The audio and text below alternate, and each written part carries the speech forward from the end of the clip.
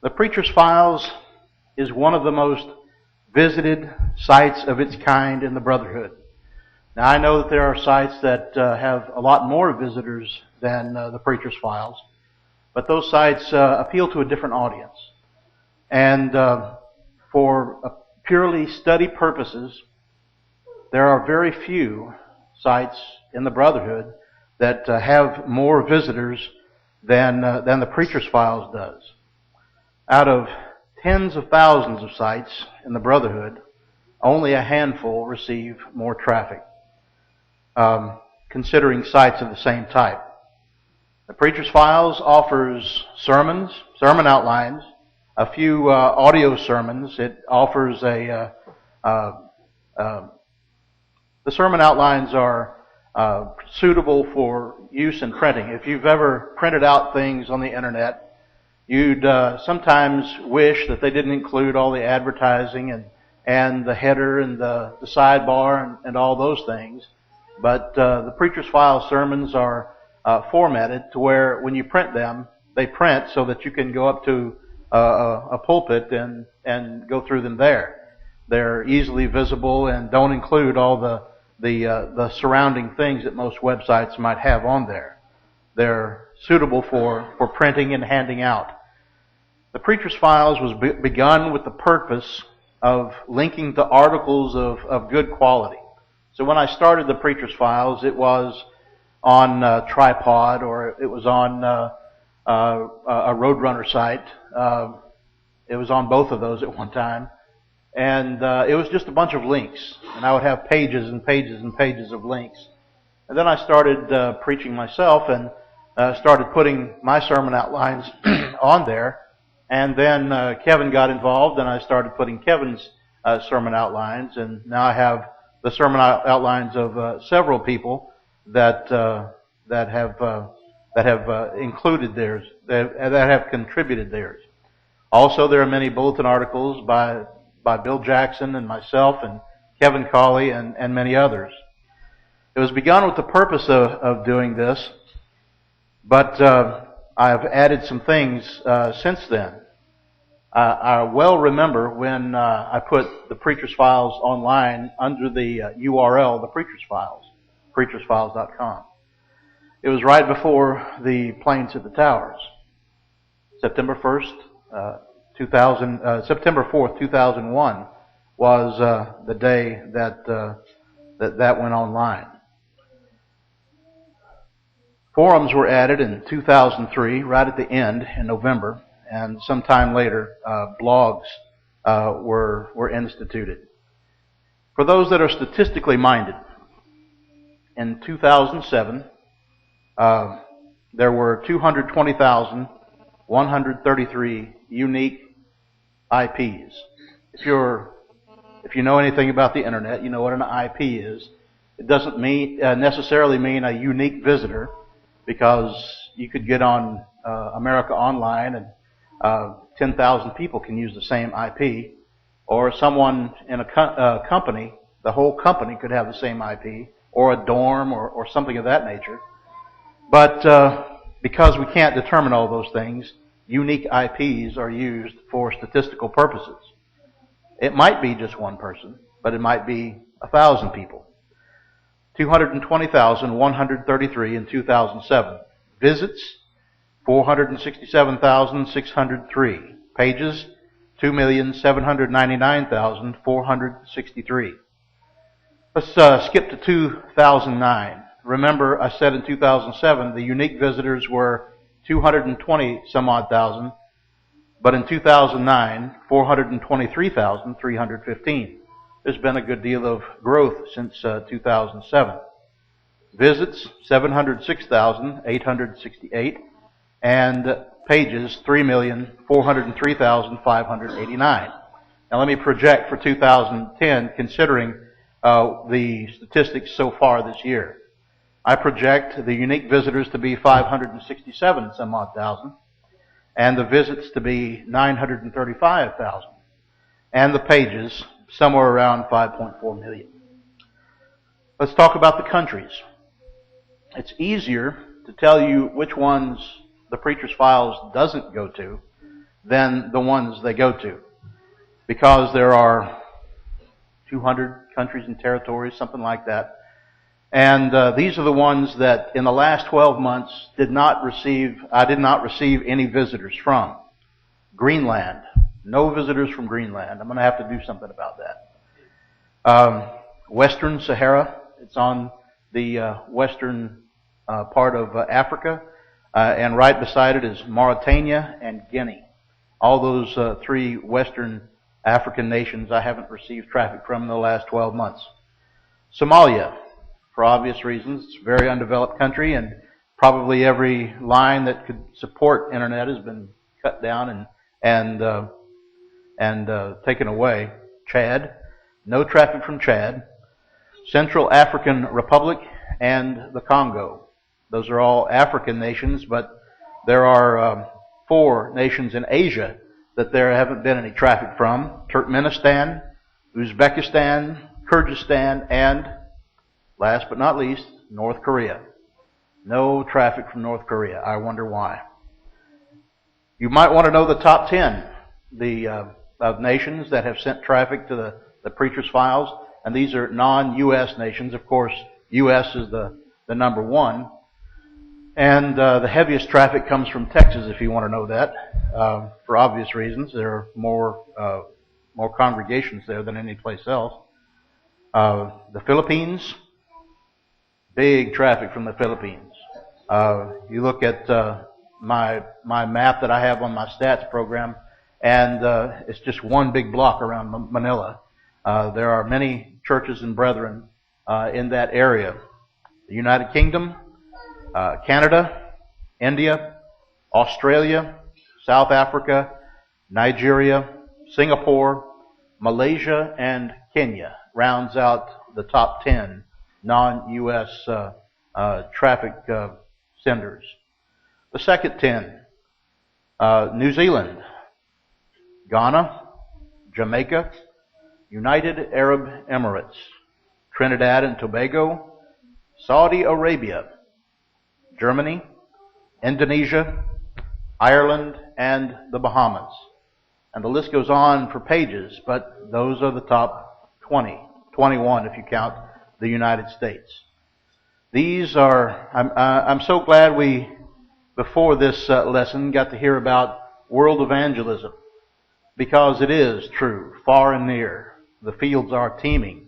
There are people that want to hear the gospel of Jesus Christ. They go to Google and they type, "What must I do to be saved?" Or they may be a preacher there, even denominational preachers. Sermons on prayer.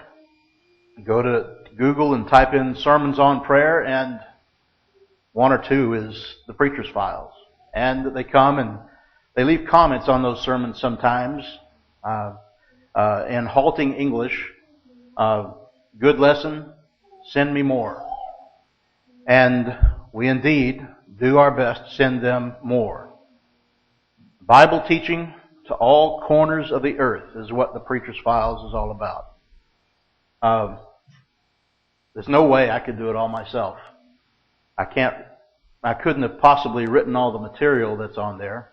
There are literally tens of thousands of pages, from the lessons that are posted on the main blog to all the discussions in the old forum to the saner proceedings of the new forum, and all of the pages and blogs that are put on by those such as Mike Riley and others, Randall Matheny, on the blogs part. There's simply tens of thousands of pages for people to find on the internet, and find them they do.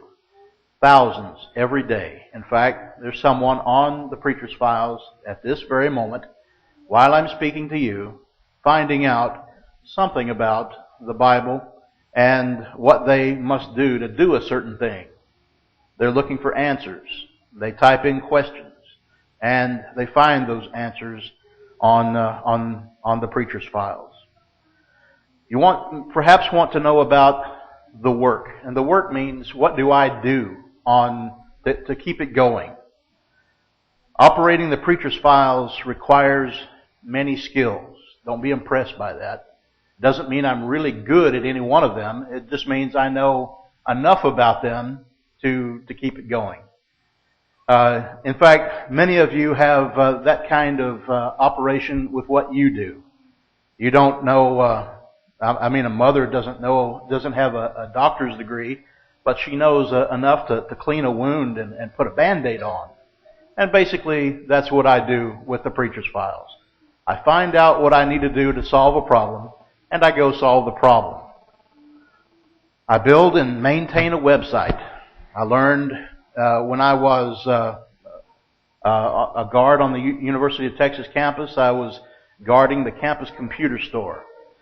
And in that store, a young man was spending his time not selling computers like he was supposed to, but he was working on his personal web page. His personal web page wasn't much, but he had a place where he could you could click on a graphic, and the graphic was a cow, and it would tip the cow over. And I thought, well, if he could tip the cow, I can put a sermon on there or put some links on there. And so I started to learn how to do what he had done. He wasn't a very smart individual. And I thought, if he can do it, I can do it. So I started to learn some things. Learned HTML and about hosting and about the programming language PHP, and now we use WordPress. And learning a little bit about those things so that I could adequately use them. The work involves dealing with disasters. There was one time when we thought we had lost the whole database for the forum. It was going to be a disaster. Called the hosting company and to see if they had a backup, and the backup wasn't available, and we had to scramble to find a backup or learn how to deal with what we had, and we finally did.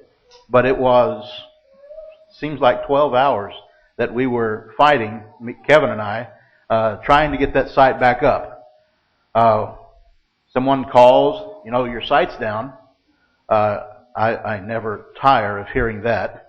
There were times in the past where it was crashing because of growth, because of spam, because of many things.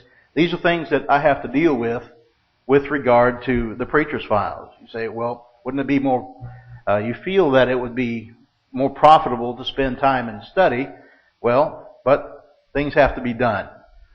I remember reading about Andrew Connolly. When he went to Africa, a lot of the things he didn't involve preaching and teaching, but involved digging septic tanks and getting things done in order that other people might come and things would be ready for them. Well, that's kind of what I'm doing here sometimes. I post material. People send me material. I write material sometimes. Kevin breaks out his filing cabinet and sends me things, and I post those things and make sure that people can find them. I oversee the forum. Those of you who are admins and teachers on the forum know that I'm not terribly active. Well, I do read and do see that things go well, and see that the forum is responsive and it's not dragging down. I deal with spam. I deal with spam. That is a huge problem. If you had any idea how much spam is out there, you can be buried in it without blinking an eye if you don't have some safeguards there. Many of you may recall the days when your mailboxes would fill up with spam. But many of your service providers have spam filters built in. Things get filtered out before you ever even see them because the spam is sent from a certain internet address, and that internet address has been blackballed, has been blacklisted. And but there's still spam that gets through. Not only email spam, but comment spam and registration spam on the forum, and I have to deal with those things, and it takes a lot of my time. search engine optimization, making sure the pages on the internet are found, pages on the Preacher's Files are found on the search engines.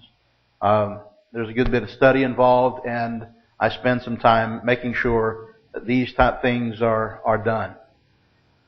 Social networking, being on Facebook and Twitter, stumble upon other sites of this kind that spread the word about the site and individual posts to those that are interested. Communication, and I put this one last because it's the one I'm the worst at.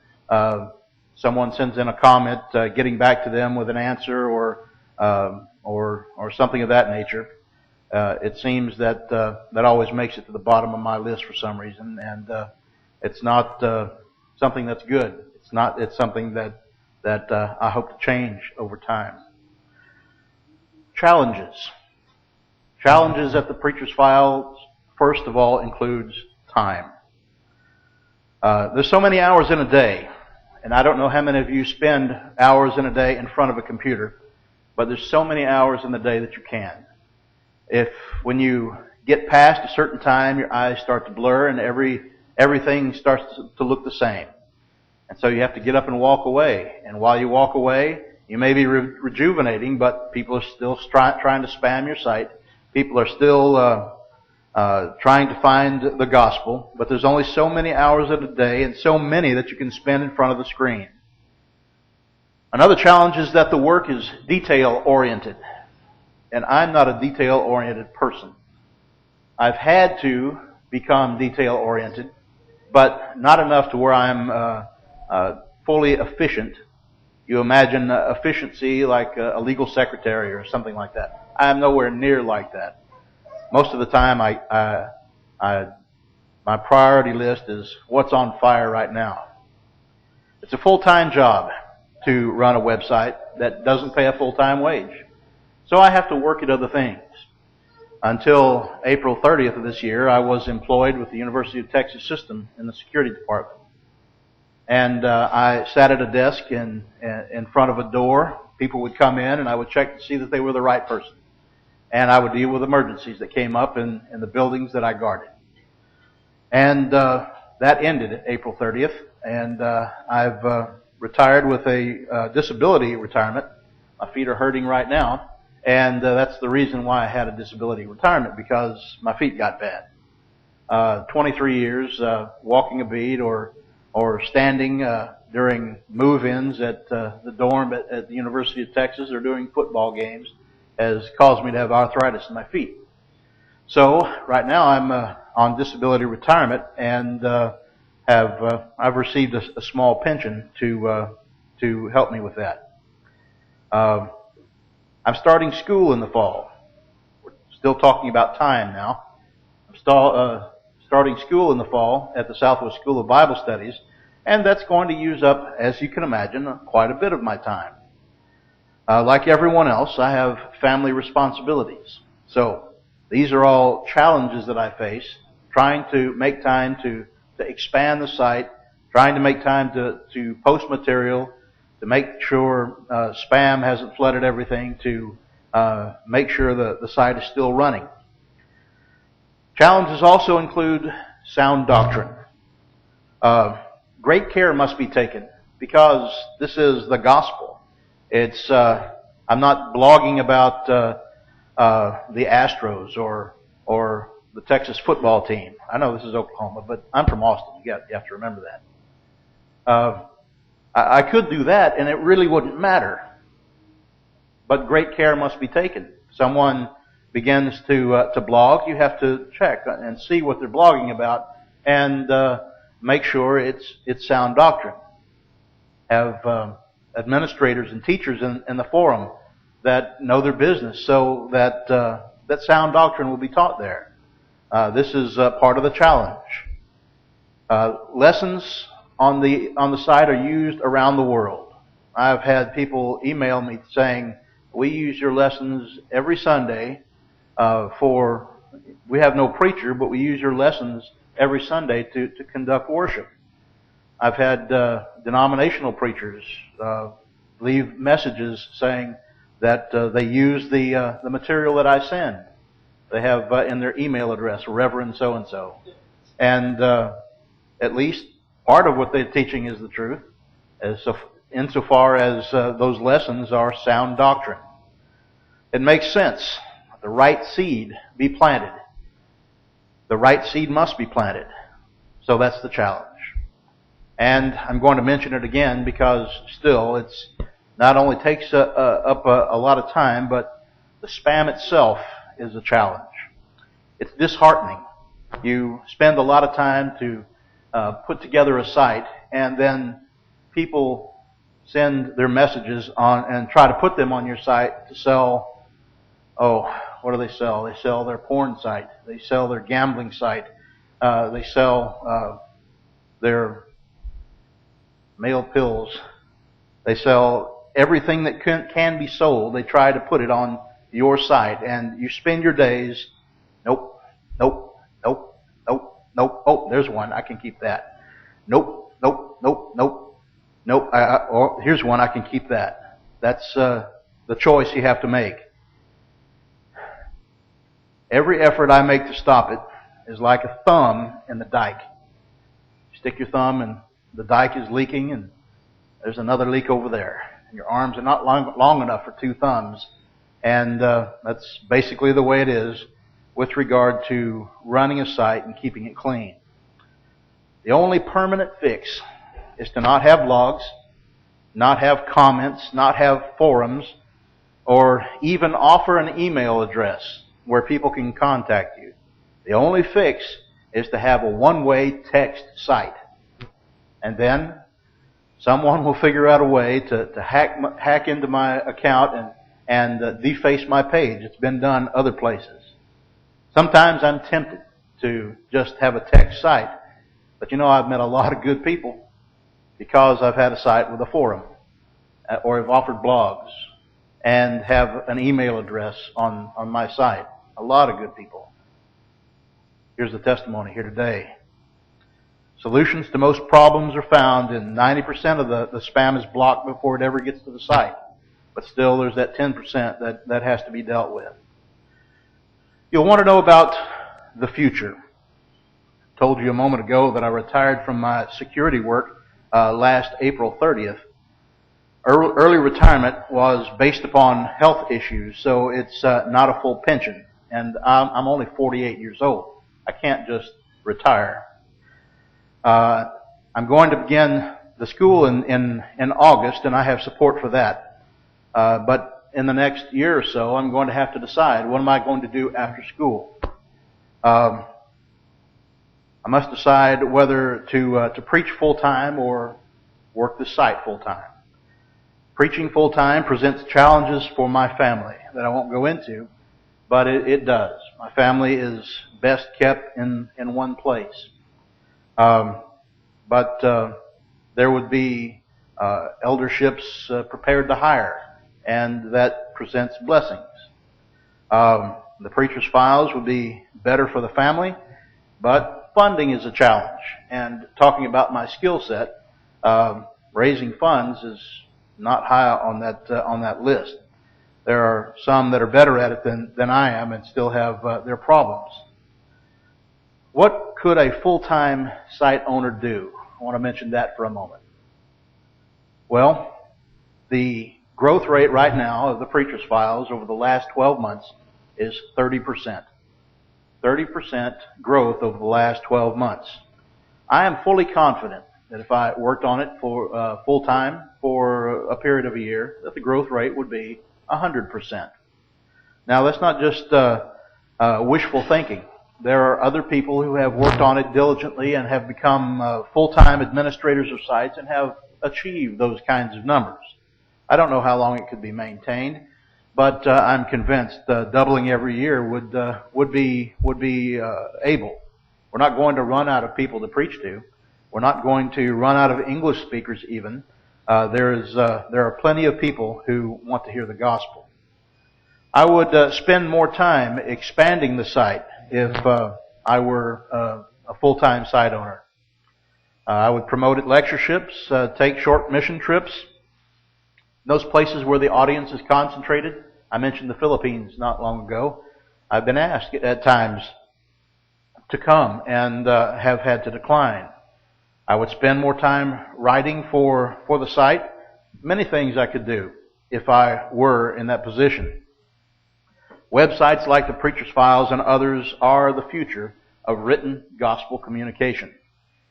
There are still strong gospel periodicals like Spiritual Sword and Gospel Journal and others. There are still good tracts that need to be distributed, but in neither of those cases can someone who has a desire for knowledge, having never heard of them, type a question into Google and find an answer. In an instant, just go to Google, type it in, what do you want to know? And there it is. Imagine the influence for good that a well-staffed gospel website could have. You know, I may be somewhat dream mode here, but I still think about these things. Could it happen? It could happen. But it might not, and I might have to keep it going part-time. And that's something I'm willing to do. It's such a part of my life that it simply, unless I simply have no money, no time, no health, that I'm going to keep doing as long as I can. Are any of the main Brotherhood sites their main focus? What do I mean by that? Apologetics Press, for instance. Is the website their main focus, the main focus of their work? No, they do a lot of good work. They print things. They do a lot of lectures and speaking engagements. Book writing is the main focus, but is the website their main focus? No, I don't believe it is. And I can't think of any one where the website is the main focus of it, but think of if it was, and it achieved that kind of growth that I was speaking of earlier. That would be something that could expand around the world for good.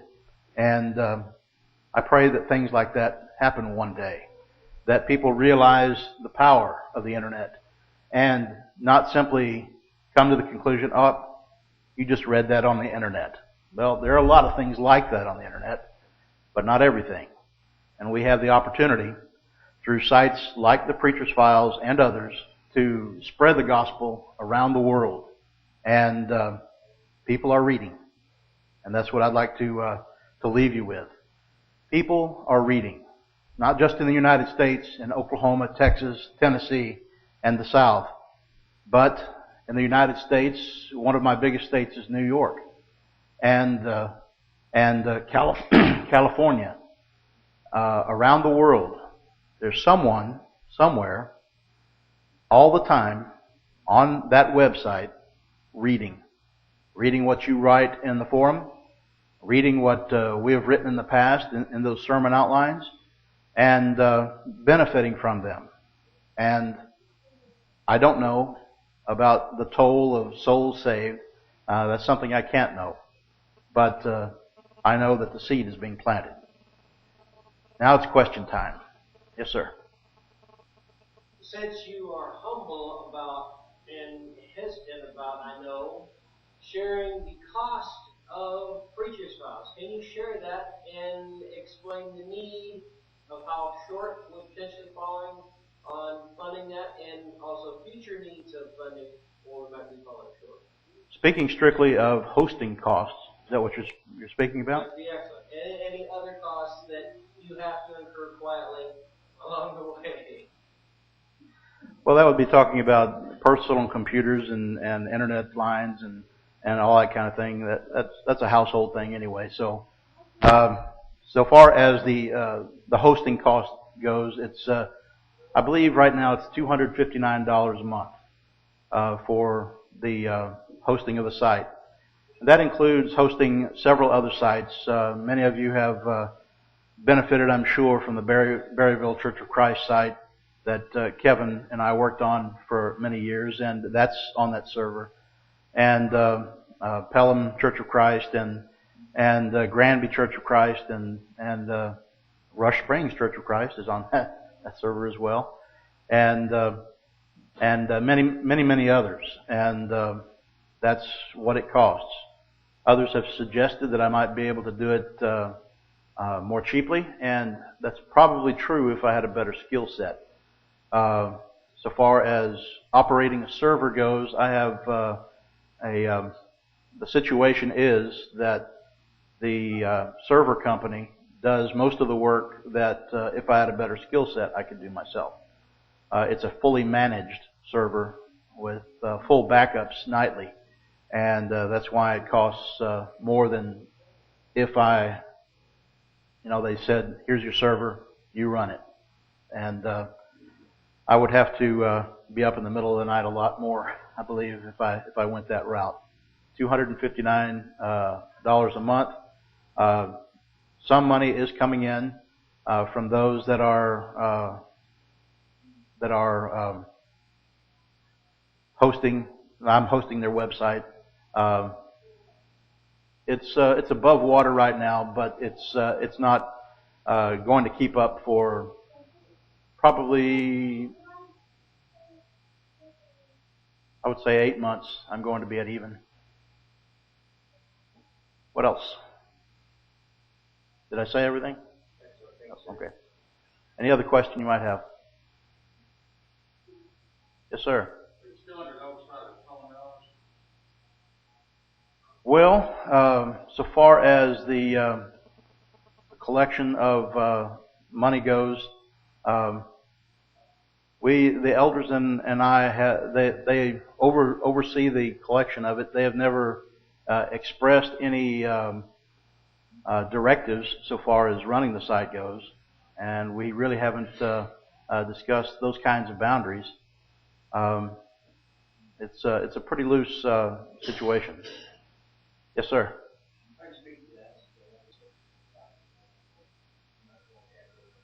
While the elders of the Southwest Church, where I'm a member, have not expressed an interest in oversight, if they did express such an interest, I would certainly heed what they had to say about material or direction of the site, simply because they're my elders. Anything else?